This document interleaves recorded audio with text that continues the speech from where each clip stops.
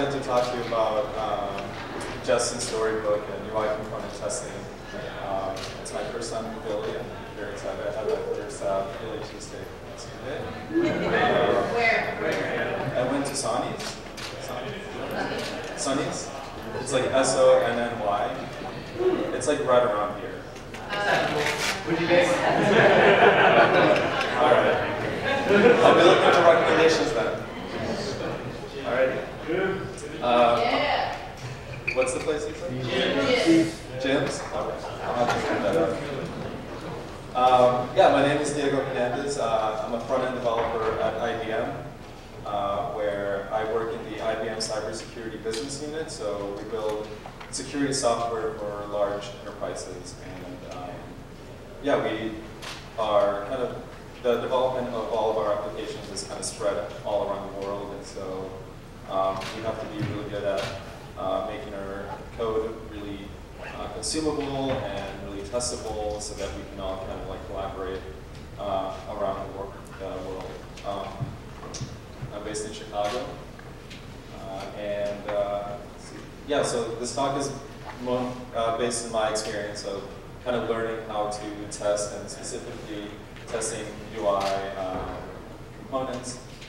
Before working with IBM, I was working on really small, kind of non-trivial, or very easy applications that didn't really have huge impact if they were not working properly. But once I started working at IBM, specifically in security software, it became really important to me to make sure that everything that I build for our users actually works the way we intended to. So first is to kind of get on the same page what a UI component is. So you think of a UI component as a small building block for your larger front end. And so this could be very small single-purpose components. So for example, we have this open menu button, and once you click on it, it opens up and it gives you a set of options that a user can click on. And so you can use these components to build larger components. So we have this contact card, and at the bottom there's a button that says Contact SpongeBob, and when you click on that, it gives you different ways in which you can contact SpongeBob, and then clicking on that will actually pick up that condition. So the general question you're trying to ask with testing, UI testing as well as just kind of general software testing is, does the code that I'm writing actually work for the end user the way we're intending to, and is it providing the value that we're promising for our users? So when you look at a UI component level, this could be just something as simple as, can the user actually click on this open menu button, see the set of options, and actually click on one of those options. Today I'm going to be talking to you about manual testing using Storybook, and then I'm going to dive into automated testing with Jest and DOM testing library. All of the examples I have on here are React examples, but all of the principles that I'm going to be talking about applies to all of the JavaScript frameworks that you see listed on here, React, Vue, and Angular. And all of the packages I'm going to be sharing with you also have their own versions for these different frameworks. So how many of you have heard or used Storybook currently? Okay, so a good show of hands.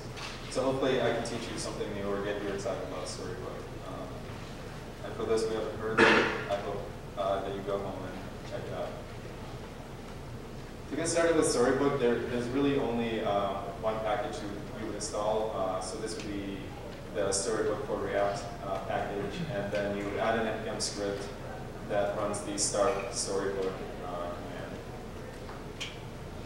And once you run npm run Storybook on your terminal, what it essentially does is it opens up a localhost application that you can access. And actually, I'm going to show you an example of what it looks like.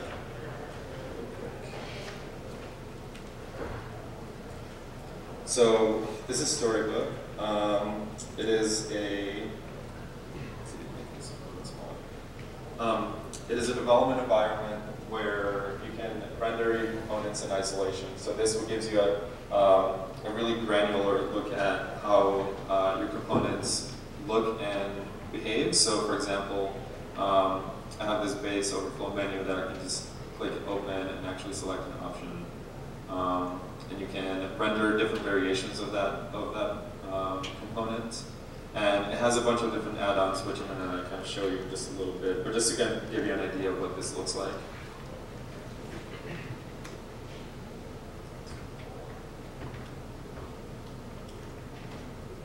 So when you first start, when you add Storybook to your project and you run the Storybook command, it gives you kind of like a blank page. That's because you haven't written any what's called stories or previews onto Storybook. So the first thing, when we set up Storybook, we have set it up to find any file that ends with stories.js, which essentially it treats it as a Storybook file. So Storybook is set up to like find these files throughout your entire project and then use those to render previews. So in our overflow menu.stories.js file, we'll import React and the components that we're going to be using in our previews. Now, if you have used Storybook before or you're currently using it, this might look a little different to you, and that's because as of I think version 5.2, they introduced what's called a component format, and so it sort of like cleans up a little bit of the syntax, and there's a lot less boilerplate that you have to write now. So if this looks unfamiliar to you, this is kind of the newer API that they provided, which I'm really excited about. So the first thing you do is you do a default export, and there's different options that you can have, and one of them is a title.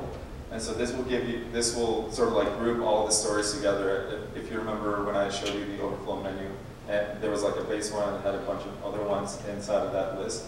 So we're going to create a set of stories, and we're going to label them overflow menu. And then to create our first story, we're going to export a function variable, and we're going to call it base. And inside of that function, we're just going to render the component the way we would render it in this case with React. So we have an overflow menu with an open menu text and 3 set of options. And once you go back to so this would be like your first story. And you go back to Storybook, and it automatically refreshes and finds any file changes, so it reloads your page. And this is what you get. So you can actually play around with this component that you just rendered, and this is your first story. And as I mentioned, you can add multiple stories. So in this same file, you would export another one, and we're going to call it the split. And we're rendering the same component, except we're adding the flipped Boolean value to true. And we go back to Storybook, and now we have this split variation of this component. And you can do other kinds of examples. So this would be an example for how you can use Storybook for manual testing. So not only can you like actually see and interact with this component, but you can sort of like test some edge cases. So like, what if we have overflow menus? We don't really know how it's going to be used throughout our application, but what if we have an example where we have lots of different options? And so in this case, we made a design decision to keep the window sort of like maxed out at a certain point. And so you can see that we have a scroll bar right here, and we can have lots of different options. So you can document these things with Storybook. And then also you can see, so this is a preview of the contact card in a loading state. And so this is really nice because you can see a state of a component that would otherwise be really difficult to replicate in your application. If you're actually using this on your application, if your data loads really quickly, you don't actually get to see this for very long. And if you're actually working on this thing, you want to be able to like see it and not have to worry about it changing while you're working on it. I'm going to show you how the add-ons work. And I think this is what gets people really excited about Storybook, because there's lots of different things that you can do with it. So I'm going to show you our content card component. And so, can you all see the text on here? Just to make sure. All right. Smaller.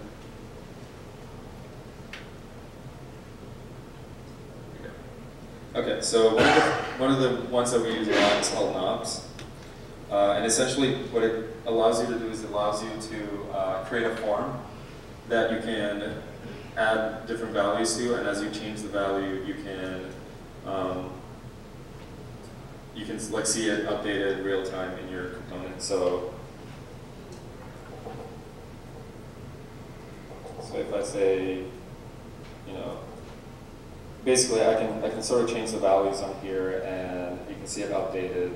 And actually, here's an example. So not only is it, you can see how for example, like this first name is used in multiple places. So if I change the name to Sponge, you'll see it right here, and then you see this updated as well. And so this is really nice because you can sort of like change values and see how your component behaves to those changes in terms of its properties. And for example, like you can even have Boolean values. So if the contact is online or offline, all those different things, or if it's in a loading state, all those different things. So it allows you to kind of do some on-the-fly testing. There's also an accessibility add-on where it basically runs different accessibility tests based on what you have rendered on your page. And you can see if you have any violations. You can also see how many tests it ran and how many of those passed. And if you're interested, you can see more information about what the test actually was. You can also choose to, maybe there's some state that comes up that you want to set your component as, and then you can rerun your test, and it gives you the results for that. In addition to that, the accessibility add-on comes with some color blindness filters, so it allows you to see your component through the lens of different color blindness conditions. And so this is really useful if you're building data visualization components where color is like a really important part of your message and distinction between the data that you're presenting. And so I highly recommend using this add-on and just kind of playing around with the color blindness filters. Additionally, there's an actions add-on. And so the way I think about it is the inner workings of your component, like whether or not this overflow menu is open or not, that's sort of like the interactions of that component. It's like things that are contained within that component. But this overflow menu doesn't know how to start a video call or send a text message. But and so those would generally be like some sort of function that gets called out to some other place, and it makes maybe some API calls to like actually start the video call or whatnot. But you can test how the user interacting with this component, how it would trigger those actions. And so if I click on start chat, we have this on chat function that we have in our component that we can see it logs an action. If I send a SMS, so this actually doesn't start, send an SMS, but we can at least see that the user is actually able to trigger these actions.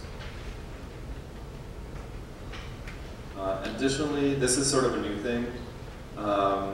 Storybook just came out with a docs add-on, which help you document the actual properties of your component. So, for example, we have this on-chat function that I showed you earlier. You can actually see that, like, basically you can see what all the props are and what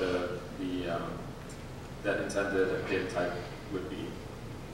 And even ones that are required, it'll add a little asterisk on it. So that's kind of cool.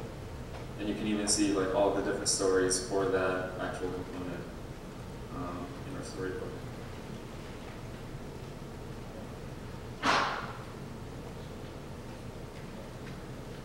So why is testing with Storybook beneficial? So as a front-end developer, I'm always testing my code. Like I'm always like on my application in a local environment and actually like clicking through and you know, putting myself in the shoes of my users and making sure that the things that are supposed to be working are working. And so with Storybook, it kind of gives you a better view at your components because you can see it in an isolated environment. It's a lot easier for me to, a lot quicker to spin up a storybook and actually play with these components and see that, you know, like when I'm dealing with a bug, I want to make sure that my components are not the issue, like the way that the component is coded. Maybe there's some API issue that I wasn't aware of, or maybe you know, there's some integration issue that's coming up. But at least I know that the components are solid and they work how they're expected to. You can also preview your UI in hard to replicate states. So as I showed earlier, that loading state of that card.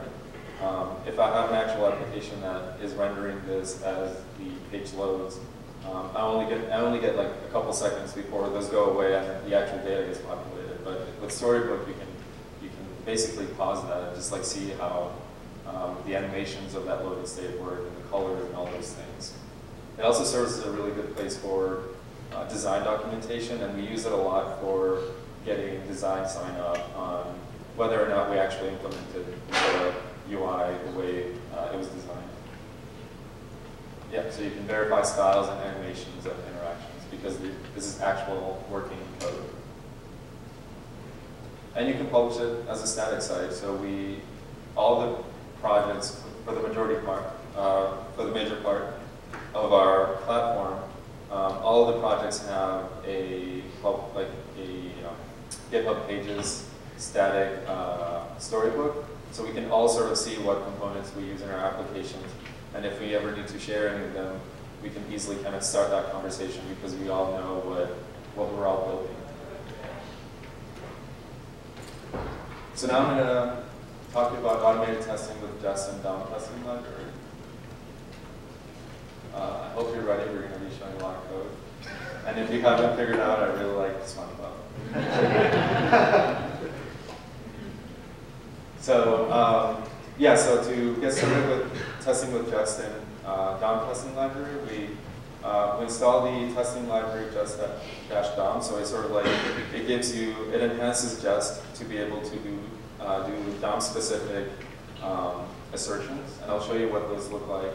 And then there's a testing library for the framework of your choice, and then this is sort of a wrapper of the DOM testing library, which is like kind of the main functionality of this package. And then we install Jest, which is the test runner. And to run our test, we add a script of npm test, and we just run the Jest command. That's basically it. One of the things to keep in mind is that when you do Jest testing of UI, it's all in a simulated browser, so you're not actually seeing it on a browser. You're not actually seeing the components as you're running your test. This is all running in like a simulated browser called Jest-DOM.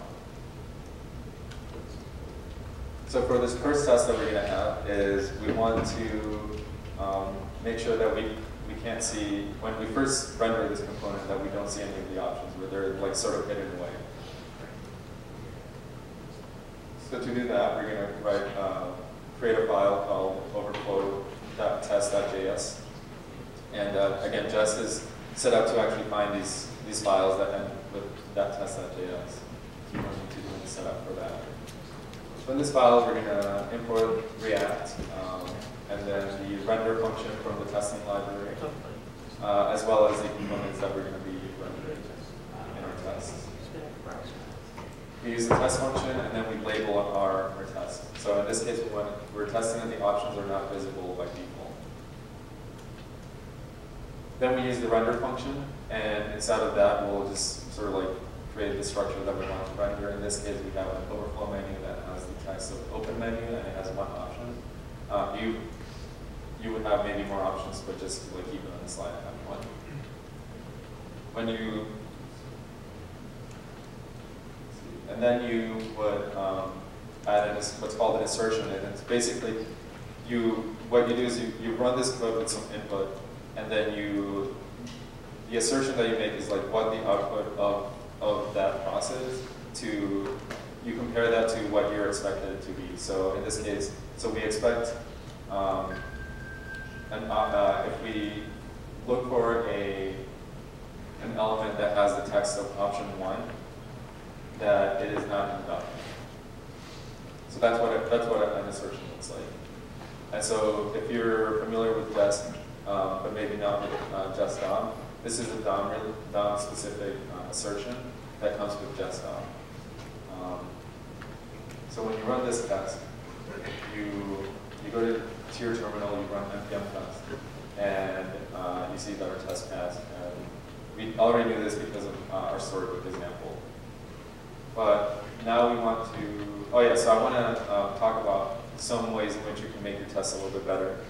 So I try to use specific UI labels for DOM elements. So we want to simulate our tests to be as closely as possible to what our users are doing and how they perceive things in our applications and our UI. So, they're not going to know what classes you're using or like IDs or things like that. So the nice thing about DOM testing library is that it gives you different ways in which you can find elements based on attributes that are perceived by the user, so like labels and text and things that they can actually see and interact with. So this makes your test a little bit easier. And also, like, if you, for some reason, change your class names or IDs or whatnot, or any sort of attribute, as long as the labels stay the same, like, your tests are still going to run, and you're not going to have any issues with that. And so, in this example, we have the query by text function that came from rendering our component, and it allows you to find an element that, or look for an element that has this text in it. Another thing you want to do is you want to test state changes. So, for example, in our overflow menu, we want to now test that if we actually open our menu, that we can see our options. So we wrote a test for that in that same test.js file that we created. And we want to use the getByText method, which is a little bit different from queryByText, and there's some nuances about it, which you can find on the documentation side. But essentially, in here, what we're saying is we expect an element with that has text of option 1 to be visible. And we run our test, and we see that it didn't pass. And that's because it's saying it's unable to find an element with option 1, with text of option 1. So we're like, okay, like we wrote our test, and we saw that you can actually see an option in our storybook, right?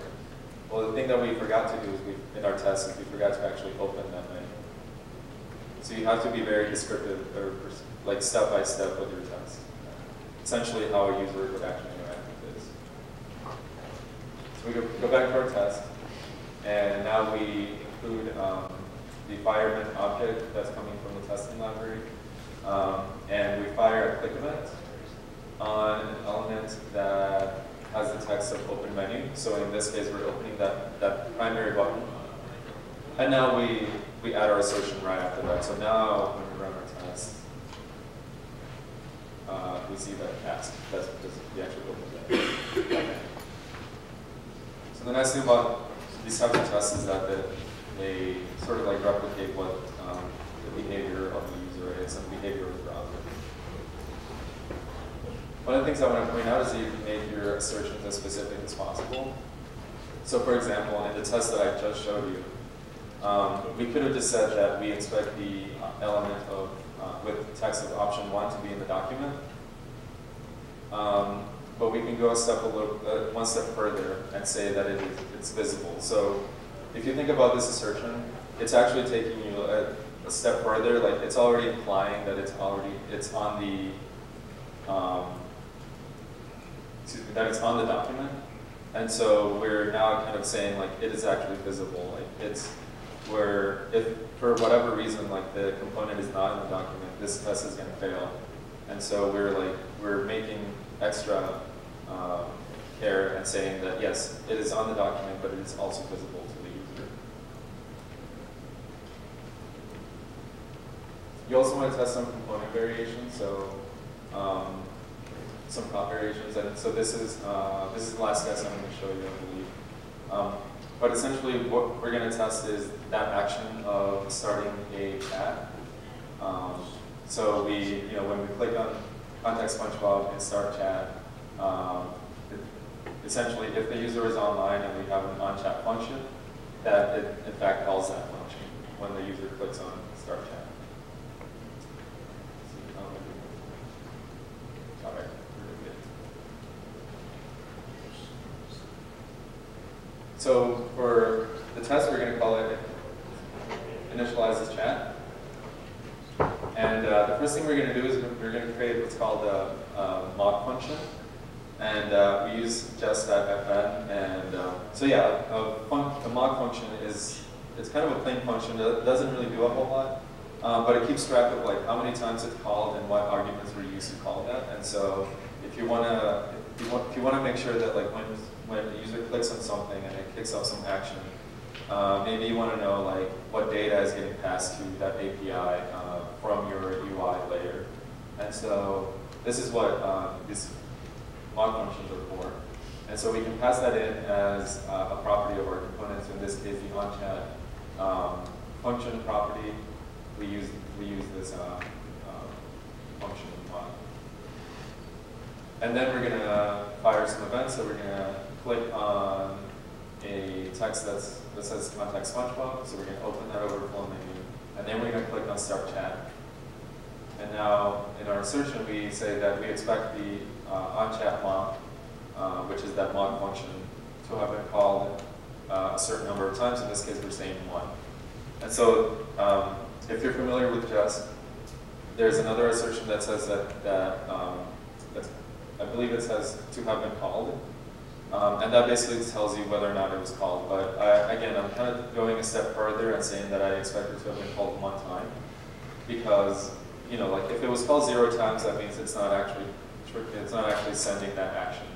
But if it's called more than 1 time, there might be something wrong with the implementation of our component because we don't want our component to be greedy and making like more API calls than it has to, and lock up the network requests. So I like kind of going a step further and saying that it was called 1